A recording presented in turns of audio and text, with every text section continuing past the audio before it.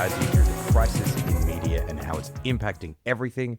I'm Osman Faruqi. I am here with my co-host Scott Mitchell. Scott, how are you doing? I'm doing well. How are you? I'm good, Scott. The Australian Open has wrapped up, and got to say it was a pretty dull couple of weeks of tennis. Thankfully, the semis and the finals were a little bit spicier. Thank God we got some interesting tennis. But now we're about to transition into the Winter Olympics. You excited about that, Scott? I literally haven't realized that or heard that. I've been watching enough tennis because the cross promotion from Nine, there's like basically more ads for the Winter Olympics in Milan than there are for anything else during this tennis season. You can't seriously be telling me that you're a Winter Olympics guy, can you? Like 90% of the world, I think, I do not consider the Winter Olympics to be an Olympics. It's like a regional, it's like the global equivalent of like districts, like it's like for Norway and Russia and Canada and no one else cares. Yeah, and it is obviously all the rich people's sports. I'm not like a skier or anything like that. I mean, I think snowboarding is cool. I love all the Olympics. I just love the kind of 2 weeks where we all pretend there's no issues in the world and we watch people just do incredible feats of athleticism. But one thing I did get distracted with this morning was, reading the Wikipedia page on the Winter Olympics and the history of like why Taiwan competes as Chinese Taipei. I'm not about to do a history lesson here, but it's just really funny that country is only called Chinese Taipei in the context of the Olympics, and the reasoning for it is pretty dumb. If you want to waste 10 minutes, I encourage you to go and read all the sources on the Wikipedia section about that. Incredible. I mean, I'll just be catching it on, Instagram Reels, any of the funniest things that happen there. I think I will instead spend my week watching some of the filmography of the legendary Catherine O'Hara, who passed away. Can I say there's been a lot of beautiful messages shared from like people who were in films with her and stuff. But if anyone loves her and has not checked her out in the Christopher Guest films, that is where you should be going. A lot of her stuff in those is improvised. It shows just what like a comedic genius and performer she was. So check out all of her roles in the Christopher Guest movies. Yeah, here, co-sign from me on that one. All right, Scott, coming up on today's show, Israel's President Isaac Herzog is due to visit Australia next week. It's a trip that's been defended by Prime Minister Anthony Albanese, though there is now growing community and political anger given Israel's ongoing genocide in Gaza and all the various other manners in which they are treating Palestinians in breaches of various different international laws. We'll look at the background to that trip and how the government is facing pressure to stop it from going ahead. Plus, we'll discuss the consequences of the Israeli government finally confirming recently that the Gazan health ministry figures of deaths following Israel's invasion are in fact accurate. Later in the show, we'll take a look at how Donald Trump is plotting a military strike on Iran to deflect from the growing domestic political turmoil he's facing in the US. And before we get into all of that, a reminder that you can subscribe to Lamestream to support our work, get access to all of our online articles, newsletters, and plenty more. So head to lamestream.com.au to subscribe. And can I add, we've gotten even more lovely emails that you and I are struggling to write back to, but we could not make this show without all of our supporters. So a huge thanks to everyone who's subscribed. And thank you for sending feedback. I know that sounds really basic to say, but Scott and I, we've got a great team of people who help us make the show, but a lot of this is just you and I talking to each other all the time. And it's nice to know that there's real people who engage and enjoy it and send us nice notes too. It's good, really sweet encouragement. So thank you. Yeah, and we totally take it seriously and take it on board because you're the people who keep us on the straight and narrow and keep us honest. So, Oz, to get into it, Israeli President Isaac Herzog is set to arrive in Australia next weekend. He was invited by Anthony Albanese. Now, this is an official visit. He's going to sit down with the Prime Minister, get a welcome from the Governor-General, it's believed.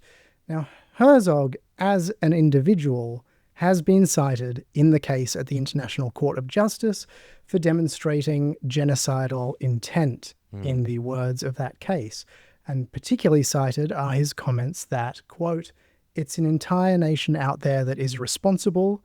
This rhetoric about civilians not aware, not involved, it's not true," referring to the October 7 attacks. Now, why has Herzog, a guy who's used rhetoric like that civilians are not innocent in this, been invited on this visit? Well, the pro-Israel lobby Oz has been pushing for Herzog to get an invite to Australia for over a year now. They've viewed this as a big potential win. And then after the horrific Bondi massacre, the Zionist Federation of Australia wrote to Albanese and asked him to finally make good on their request to invite Herzog. So this idea didn't come from Albanese's own mind. He didn't come up with this, and we know it because the Zionist Federation actually bragged about securing this in a press release and basically said, this was our idea, we got it, we did it, which maybe keep that on the down low, I would suggest. But yeah, you got the W. You're sort of ruining it for yourselves by bragging about that way. But now, Oz, going into this week, it seems like this is threatening to slightly blow up for Albanese. There are major protests being organised around the country to time with Herzog's arrival next weekend. You obviously have the Greens opposing it, but also there are some Labour rank-and-file members who are part of a group called the Friends of Palestine. They've written to Albanese asking him to rescind the invitation. And then late last week, independent MP Sophie Scamps joined that call to rescind the invitation, which is a pretty big development and could draw other MPs out this week to make similar comments. On top of all of this, you have lawyers representing the Anti-Zionist Jewish Council of Australia. You have the National Imams Council and the Hind Rajab Foundation. They've joined together, and lawyers on behalf of them have sent a letter to federal authorities making a case that they should arrest Herzog upon his arrival. And credit to Deep Cut, another independent outlet who got a look at that letter and reported on what's inside it. First of all, to kind of take a step back from all of that, you've got the first major Gaza protests for a long time coinciding with this, but then you have a media and political space that reacted to the horrific shooting in Bondi by becoming more protective of this foreign government, Israel. Does next weekend feel like a real test about the way in which the country kind of goes on this? It feels like it could be a bit of a powder keg. Yeah, it feels like there's a lot of effort going on in terms of the campaign kind of going after Herzog, both in terms of the legal strategy that you outlined and the effort and organizing going into these protests. I think they could be really large, and I think that reflects how much ongoing community anger there still is at Israel. It kind of seems remarkable that the government has created this situation where they are yet again facing a situation where they are likely to cop political heat from their base and from lots of ordinary Australians in order to be subservient to Israel. And I'm glad you pointed this out, Scott. I just want to go back to it for a second because I kind of don't think this can be emphasized enough in terms of the invitation to Isaac Herzog being cited in a case of genocide at the International Court of Justice. Like, that's not something you want. That's like not a thing that 99.999% of people over the course of human history. It is. And it's like we are pretending still that we have this commitment to that process. Like, unlike America, we recognize the kind of international legal system, the ICJ. It just doesn't really seem fathomable to me how we can pretend to have that commitment whilst saying, cool, that's all going on, and he's been cited in this case, and Israel is committing all these crimes. But you know what? Come on over here. Let's have an official visit. Let's have you meet with the Governor General. Let's have you address, all these events. That to me, I think, is really incongruous. And you made the point about what Herzog said. His own comments, as distinct from Israeli government policy, that are the reason why he was cited in that case. Josh Bornstein, Australian lawyer, wrote in an article for the ABC, of all places, and made the same point. He's like, Herzog's commentary on the Gaza war is hate speech. It's kind of ridiculous, given how much the government has been talking about social cohesion and wanting to crack down on hate speech. They are deciding that this is someone they want to blow up a lot of political capital on. And they're kind of putting a lot of effort into whipping their own party. You mentioned the Labour Friends of Israel. Labour MP Anne Ali, she did this radio interview on the ABC last week where she refused to explicitly support the trip. It was a pretty interesting interview. She could have come out much more forthright and said, this is great. She didn't do that. But then very, very quickly, she was, it seems, pressured by Albanese's office to issue a statement saying that she did appreciate the significance of the event and talked about how in the context of the Bondi attack, if this helped the community, then it was worth it. like that. I mean, that is an insight into how much the government wants to make sure there is unity in their party on this trip. Maybe it shouldn't be a surprise to us how deferential they are to Israel, but it still feels pretty pathetic, honestly, to see almost every week new ways the government is kind of just giving itself over to whatever the Israeli government wants. Yeah, yeah. And I want to talk a bit about how the media has covered Herzog's visit. There has been an airing of these quotes that he's made in the past and the allegations against him and the critics, but I'd say it's largely been pretty positive about his visit, and it's cast critics as unfair. The 9 newspapers in their reporting this last weekend included that Herzog and his supporters and allies here in Australia say that his words were twisted and it was taken out of context. Sure. Yeah. Now, I just want to ask the question, like, why should the media trust Herzog on that? Oz? Like, what is his believability? And this brings me to what I think is actually a huge journalistic scandal, which has not got enough attention. And it is all about the casualty numbers in Gaza. So the official count from the Gaza Health Ministry now stands at over 70,000 dead. And people might be aware that for the last 2 years, many news outlets like the ABC, the 9 newspapers, but also international ones, the BBC, Reuters, have put the words Hamas run often before those figures, while others, particularly right-wing outlets like News Corp, have like outright accused those death counts of being false, completely invented by Hamas. Well, Oz, we have an important update on this. I woke up on Friday to see reports that Israel's military have accepted the accuracy of the Gaza Health Ministry's death toll. A senior military source told this to a bunch of reporters in Israel during a closed-door briefing.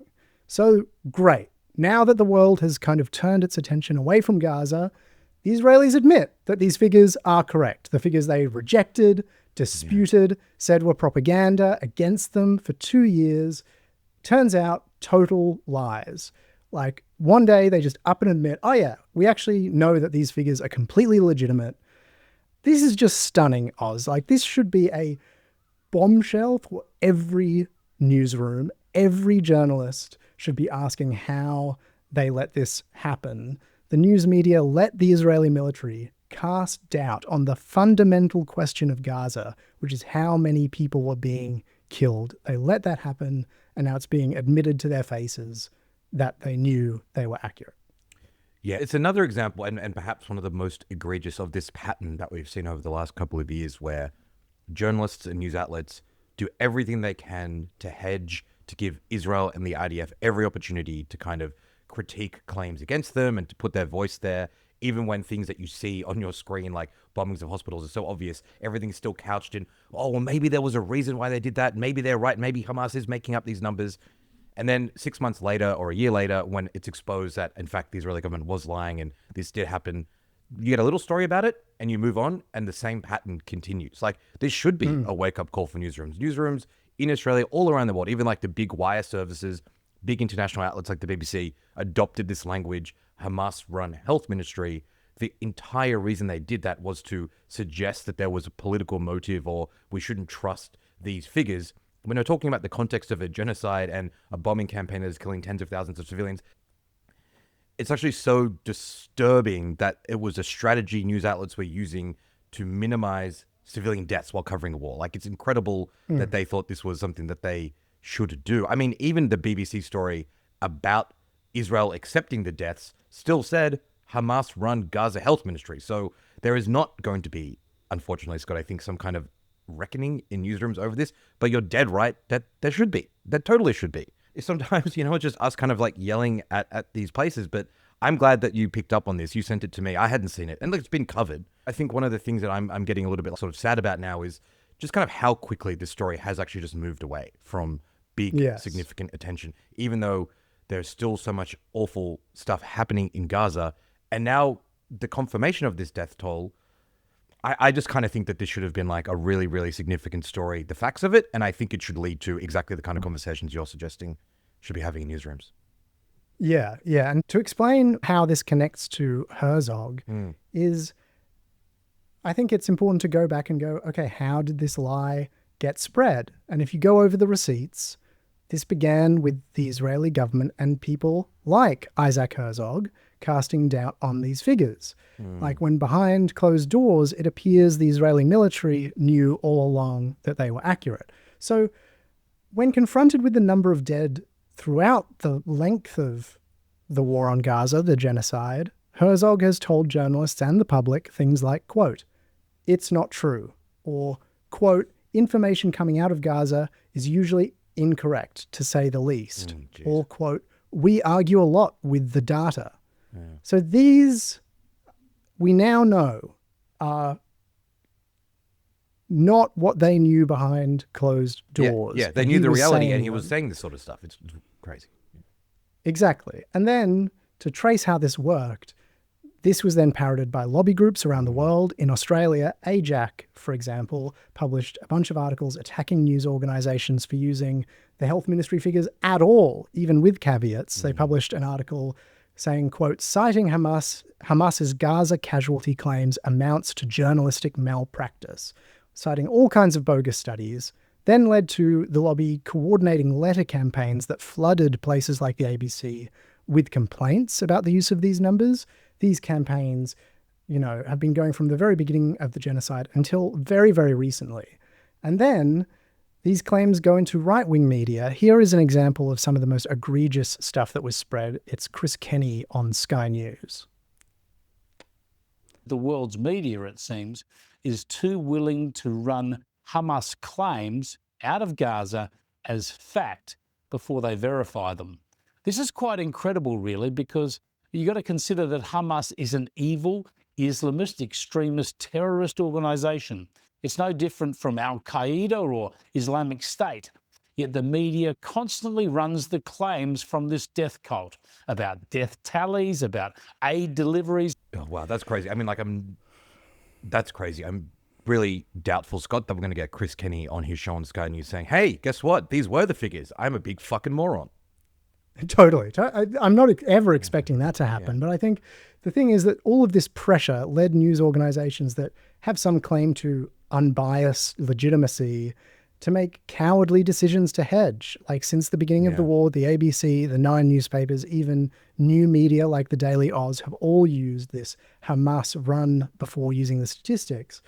Or they've noted that Israel disputes the numbers. So people at home had doubt in their minds. If you're not very engaged, you go, "Oh, well, who knows how many are really dead?" I mean, it's disputed.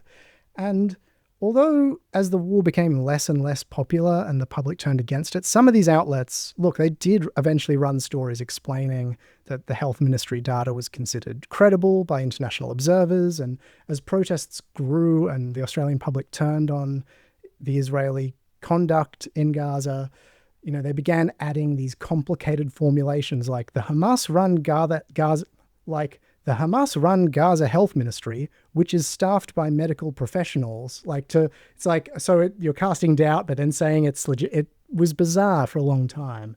And the saddest part of that formulation is absurd. That is ridiculous. That journalists, like, where else in the world does any health ministry or any department like that get written as though it is controlled by a particular political faction? It's never been done before in history. Totally. And the saddest part of this, in a way, Oz, to me, is we knew these numbers were true the whole time. Like investigations by 972, which is an independent investigative outlet, 2 years ago included Israeli military sources admitting the Gaza health data was so accurate, they were using it themselves in intelligence meetings. Wow. And they're also probably a huge undercount, some very respectable studies have estimated it could be close to 180,000 dead.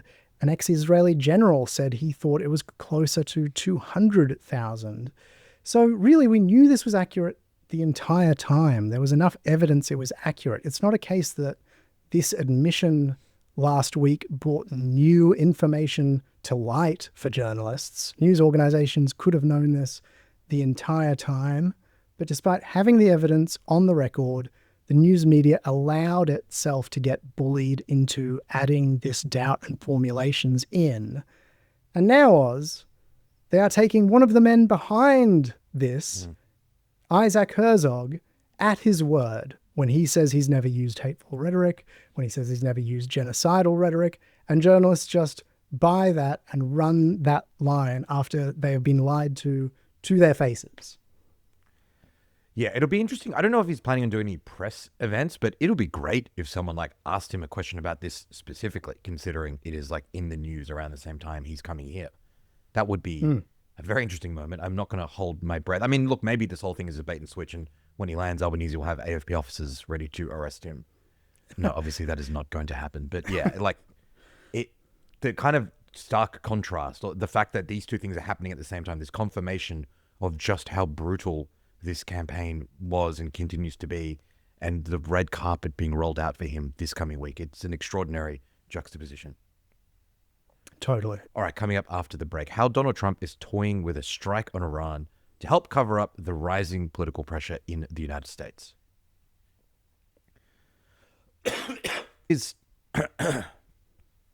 Scott, it is starting to become a kind of Trump doctrine now that whenever the president gets into some sort of strife on the home front, he plots an insane overseas military adventure to try to shift the conversation. It seems to be a big part of what the Venezuela mission was all about. And honestly, he kind of does get away with it without any international consequences. So if you're Donald Trump, why wouldn't you try this strategy time and time again? Over the past few days, the US has been moving a naval flotilla closer to Iran in preparation of what could be a strike on the country. Trump first threatened to intervene during Iran's protest movement. We covered that in the show a few weeks ago. But then he said that he'd spoken to the country's leaders and decided to not attack at that time. At the time we're recording this show, he also seems to have stepped back from the brink. He said that he's negotiating some kind of deal with Iran. It's very unclear what they're negotiating over or what this might involve. His exact words were, Iran is talking to us and we'll see if we can do something. Otherwise, we'll see what happens. We have a big fleet heading out there. It is possible, though, Scott, that this is just misdirection and perhaps an attempt to catch Iran and the rest of the world off guard. That was the case with the initial strike on Iran the US did last year. They sort of said, nothing to see here, and then they bombed them. What do you make, Scott, of the current situation between the US and Iran right now? Yeah, this whole deal thing, I mean, it's how Trump seems to see everything, but it doesn't make a lot of sense at this point what Trump could want out of Iran. Like, all their assets are frozen. They've bombed the nuclear program already. So it's sort of difficult to see what exactly he thinks he's going to get out of them. It makes it incredibly hard to predict, I think. You know, there's reports that some countries neighboring Iran could have been warned of a strike any moment. There's fighter jets that could carry out a strike being moved into the area. But it also seems that even the Iran hawks, the kind of people who really want regime change in Iran and the Israeli and the US security kind of establishment, even those people, it appears, might be briefing the White House saying like, hey, actually attacking right now isn't good. Like, it hurts the chances of us toppling the government because it gives the government kind of an external enemy. It can maybe rally people around, it can blame. And if the government's going to be toppled, we want it to come from within and maybe like help it along, subtly nudge it, but bombing the country isn't going to help. All of this makes it very difficult to predict. And really, you know, the last time we talked about Iran, there's a lot of reasons that many Iranians might want to see that day come where the regime is toppled. If the majority of Iranians want that, then great. I think the main thing we've tried to do with our conversations about this is talk about that Western reporting might make it seem like this is all very easy, that there's like a potential leader who can just step in, that everyone will be happy, everything's going to be very easy.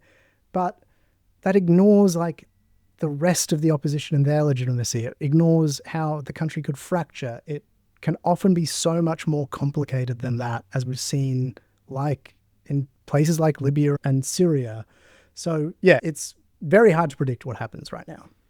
I mean, Syria is a really good, just recent example of that, right? Like the kind of deposing of the Assad regime and the new president and him being welcomed in the White House. Like, we did this, and, you know, and now there's like lots of sectarian warfare, Kurds being massacred, and it's just not getting attention because the narrative we want to put out there is we did regime change, it's all good, we know how to do this stuff.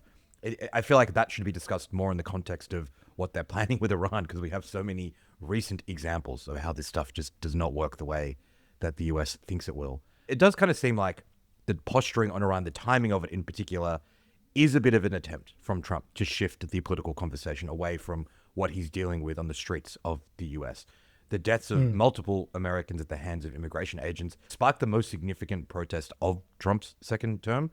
The reaction to that and like how big those protests have gotten, I think it actually did unsettle Trump, and it did seem like he was trying to find a way to walk back the kind of massive surge of ICE agents that he's sent to Minnesota and Minneapolis. But over the last couple of days, a number of Republicans and right-wing media figures have kind of ramped up their rhetoric. They've described the protests as an insurrection, in some cases an attempted revolution. And that's like very deliberate language, Scott, that is, I think, being done to justify the use of force on protesters and to kind of whip up the right-wing base into a frenzy. Like almost every day, there are new lines being crossed by the government on how they're dealing with the protests, how they're dealing with journalism. Over the weekend, former CNN anchor Don Lemon was arrested while covering the protests in Minnesota. I'm not like a big Don Lemon guy, but this guy's a very well-known, very high-profile mainstream journalist in the US. He's now been charged with conspiracy, and he's been accused by the government of attempting to storm a church. He says, yeah, there was a protest going on outside this church, and I was there covering it as a journalist. So, Scott, like, it's becoming kind of cliche now to just say, oh, here's some warning signs about how the US is slipping into fascism. But, like, that is happening. There are these signs, and we shouldn't just not talk about them because there's so many of them. Whether it's like the unprecedented attacks on the media, the kind of shooting of civilians, which is becoming more and more common, the language that describes protesters as violent insurrectionists, it really does feel like things have escalated in the last couple of weeks. Yeah. And I don't know exactly how many people in Australia, and I don't know if everyone in Australia appreciates how disturbing this is. I mean, to start with, you have briefings going around telling ICE agents that they're able to lie about their powers to enter property without warrants. That's unlawful, but they're being told to do it, and that the DOJ will basically just deal with appeals and complaints. But because ICE agents hide their identities and wear masks, don't give out ID numbers, how do you file a complaint over unlawful conduct? And then on the journalistic side, I mean, you know, I watched a reporter at the White House, you know, go at the press secretary there and say, like, you've said that ICE are doing a good job. They've had their highest ever deaths in custody last year. They've shot civilians. What about that is doing a good job? And the White House press secretary just went, you're obviously a biased journalist. You're not to be believed. Attacked him personally for asking the question and didn't provide any answer. You know, and now you have the arrest of journalists. It's definitely escalated. It is a turning point. It's having a huge cultural impact in the US, I think. I saw the very, very centrist publication, The Atlantic, which is a sort of liberal publication, but very pro the Washington establishment, pretty cautious. And it published an opinion article going basically, okay, we didn't think this was fascism. We sort of said that was hyperbole, but yeah, okay, like now this is actually fascism that we're seeing. Yeah, we're on board with calling it fascism. So like, it is a genuine mood shift, and I think it's come as a real shock, as a lot of Americans who've maybe been insulated from the worst of Trump are kind of now fully confronting how much their country has changed for the first time. Yeah, the cultural shift is really interesting and really noticeable. I think even Americans who are not pro-Trump, I think a lot of people felt very disoriented and confused after not just his victory, but just how effective and powerful the MAGA movement was at sweeping through everything. And it became this thing that if you're willing to say Trump sucks, you're getting into a lot of trouble. But I think that's sort of broken a bit now. Like, I listened to a TV podcast and they spent the first like 10 minutes just talking about how bad the situation is in Minnesota. I think people are finding their voice in a way that they haven't over the past 12 months in the US. So it'll be interesting to see how that continues to kind of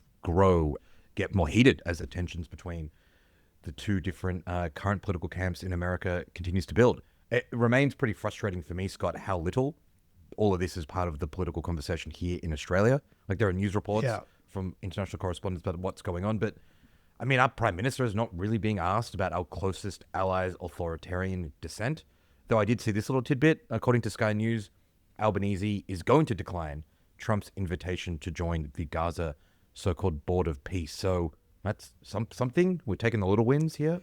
Yeah, it's something. I mean, I'd love to find out if the government received any legal advice on that, as we discussed, whether Albanese could have some legal issues if he decided to accept it. I mean, the one scary thing about that, I'll note, is you look at the roster of who has accepted appointments on the Board of piece, and it is not good. Like, it is a bunch of like dictators, people indicted for war crimes, or just like tiny client states who will do whatever the US tell them to. It's not good. And like, you look at that board and it will indulge Trump's most authoritarian tendencies as he does this corporate takeover of Gaza. Yeah, we're all going to be ruled by this board, aren't we, in the next like 10 years? This is going to be Yeah. Hey, before we wrap up, the biggest political story I think to keep an eye on this week in the country is the ongoing mess around the Liberal leadership. Like, it could come to a head, it could not come to a head, but I think this is something that if you've been listening to this podcast for the last few weeks, time to sort of like clock in, I think, this week. At the end of last week, Andrew Hastie bowed out of the Liberal leadership race. He said that he did not have the support of his colleagues. Now, theoretically, that should make it easier for Angus Taylor to topple Susan Lee, because now the party's right-wing faction should theoretically coalesce behind him, and that was what we were told was the issue. They can't decide who it is between them. Once one of them locks in, Lee's gone. Now that that's happened, though, it's still very unclear what's going to happen. It's not even clear that there will be a challenge. There could be a ballot on Tuesday, but if Taylor thinks that he doesn't have the numbers, he might just not do anything, which means that nothing could happen. I think that would be the most extraordinary situation where there's no actual challenge, but literally everyone knows that Angus Taylor has spent the last 2 weeks trying to topple Susan Lee. That doesn't seem like a sustainable position for these people. No, it doesn't. I mean, and also just the level of ineptitude of sort of briefing against her and damaging her so much over the last 2 weeks and then not pulling the trigger. It's like, it leaves them in a bizarre situation. It's like when you've got one of those tiny cars filled with clowns. It's like they've just all just like torpedoed each other, then been too inept to actually pull off the coup, and now they're all jammed, stuck together in the party room. I mean, the funniest outcome in some ways, because it just leaves the Liberal Party in total paralysis. Like, there's no coalition, so they can't really function effectively as an opposition. Yeah. And then you've got like the Nats, they are going to have a leadership contest, but if my hedgehog-faced mate David Littleproud stays on top Oz, like, he's promised he won't go back to the coalition as long as Lee is leader. So what happens then? They probably for their electoral success would want to reunite, but he's promised he can't. It's like a real Sideshow Bob moment of like all these people surrounded by rakes and continually stepping on each one as it flips up and hits them in the face. Yeah, and it has led to some pretty funny coverage. We sort of went deep on it last week, but I've got to share a couple of highlights, Scott, from the coverage of all of this in the last few days. Just some good examples of just how hilarious this sort of situation has become, and kind of how meaningless and absurd a lot of the reporting on it is. Here's a quote from the SMH from late last week, back when Angus Taylor and Andrew Hastie were still trying to hash out which one of them would run. This is a quote: "More talks are required after what two sources, unwilling to comment publicly, said was a complex standoff with both men making coherent claims." Cool. That's good. Better than them making incoherent claims. I thought it was really funny that the best anonymous sources close to these people could say about their potential leadership contenders is that they were coherently making their case. Like, great insight. Coherency feels like bare minimum.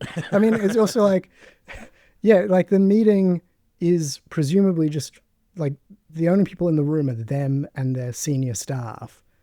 They're not going to brief out of it like, oh, both of them were incoherent. Like, as far as we know, these two lunatics were making the most like ridiculous arguments for why each of them would be electable. They could have been saying absolute nonsense, but it's like their staff are going to brief like, oh yeah, my guy was coherent in there. He was able to string together thoughts into sentences. That's why I think it's so funny, because the people briefing them are close to those people, but still the best they could say was they're just coherently laying out their case. It was great. There was another one, Scott, from the Financial Review. Sources said no definite date had been set for a spill, but conservatives wanted it sooner rather than later. Quote, "You go when you have the numbers." Profound stuff. I think all it is just like just clear that all these journalists have been given the brief. What's going on? You got to, what's the story we've got on the Liberal leadership spill? No one knows what the fuck's going on. No one knows what's happening. The people briefing seem really bad at this. So the journalists in this instance are kind of just left with, they're making coherent claims, and I've got a source saying that you should only do a leadership challenge when you think you can win. Yeah, cool. Thanks again for that.